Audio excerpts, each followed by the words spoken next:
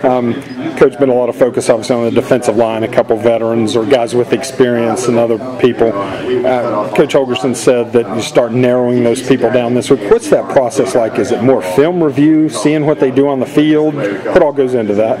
You put guys that are unproven in positions to be proven. I mean, you put them out there and see what they can do, and it's on the field live, and then you watch it and critique it on the film room, teach off of it, and just see until you really put a guy in a situation to perform. You don't know if he can or can't. So that's what we've been trying to do. How many times do you change your opinion of what you saw on the field live versus then what you saw in film review?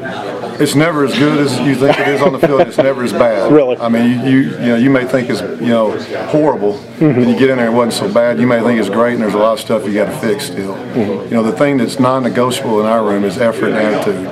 That's the things that we can control. Doesn't matter. We're going to have great effort, and we're going to have great attitude, and then we can fix everything else as long as they're playing hard with a great attitude. They're coachable. They're leaders, and that's what I always look for out there on the field. When people think about practice and scrimmage sessions and talking about, like you did, about situational things, a lot of times they think about the offense. Hey, we're working on down and distance and whatever, all those things.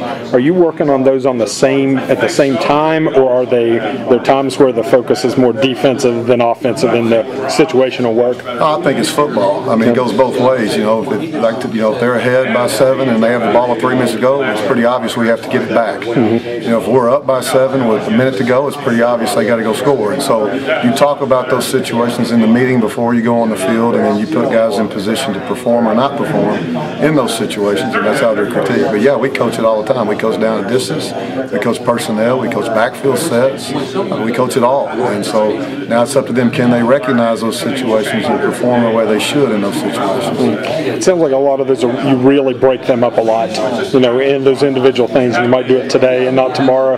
How many times do you get to revisit those during the course of a camp? Coach Holgorsen does a great job of scheduling it where you get to come back to it, and so it's on a regular basis where it's planned out. You know it's coming before you go out on the field, so you can go back and watch the film. Maybe it happened 2 days ago. You go back and watch the film of the previous 2 days ago. Coach off of that. Go back over the situation. What did we do good? What did we do bad? What can we improve on? And then go out and try to do it again. How much do you cross-train? Are most of you guys able to play multiple positions? Well, not most of them, not all of them. It's really body type more than mentality and mindset. It's number one, can their body play in multiple positions? If you have a guy we have a couple of guys or 3 that are just basically nose guards, and that's about all they can do. And so we would never double train a guy like that. If there's a guy that's big enough to play, defensive tackle, but also play nose guard in certain situations, that we would double train them. And then usually it's the end to tackle and the butt to end. But they've got to be physically able to do those things before they're mentally ready.